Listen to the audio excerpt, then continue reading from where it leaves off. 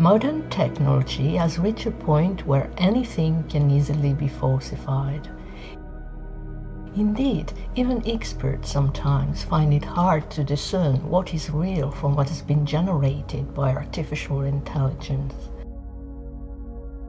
In everyday life, apart from social media, where few people truly would claim to be, you can all too easily be deceived, not only by gurus or scammers, but also by manipulators, narcissists, or false friends.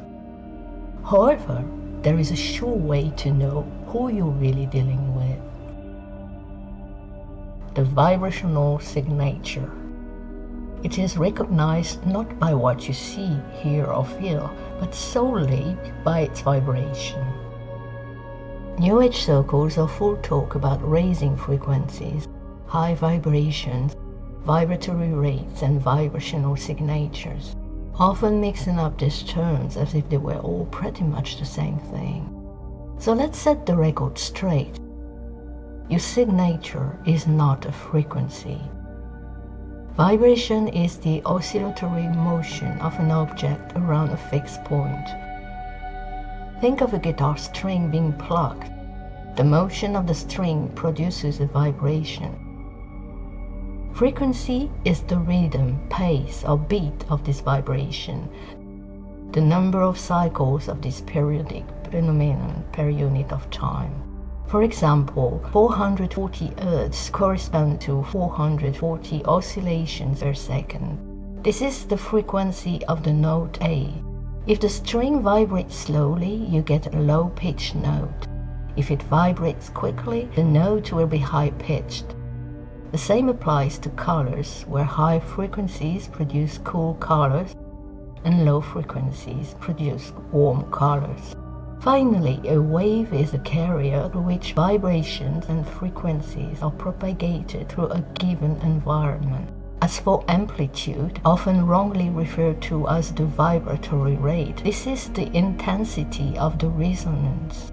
The harder you pluck the string, the greater the difference between the maximum and mean positions on the vertical scale will be, producing a powerful sound. However, the number of cycles per second will remain unchanged, as the string will always vibrate at the same speed or frequency.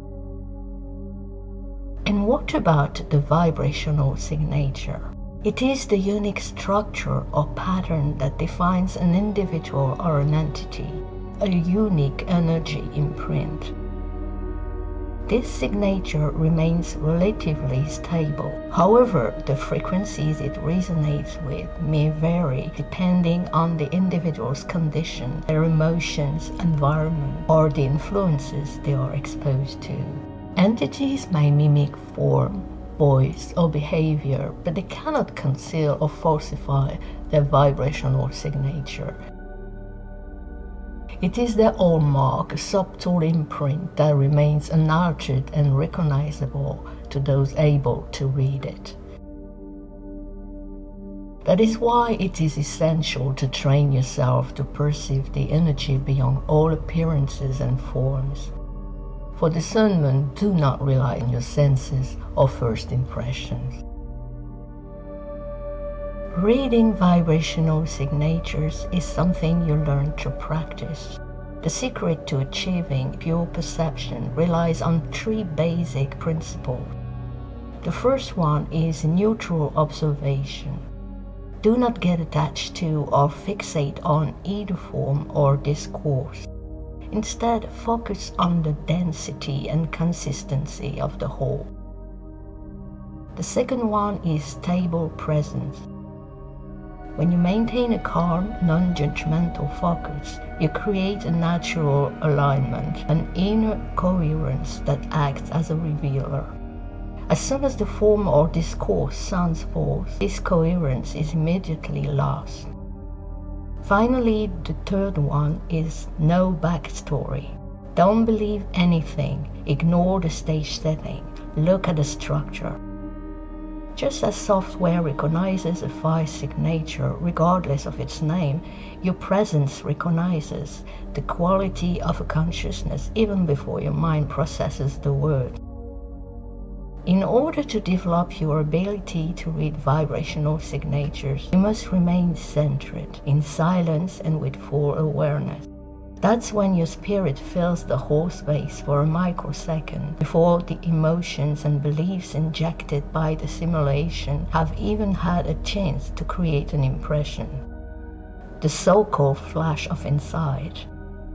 These flash of insight might, for instance, make you notice a fleeting shadow in someone's eyes, a brief dissonance in their laughter, or a glitch in the tone of their voice.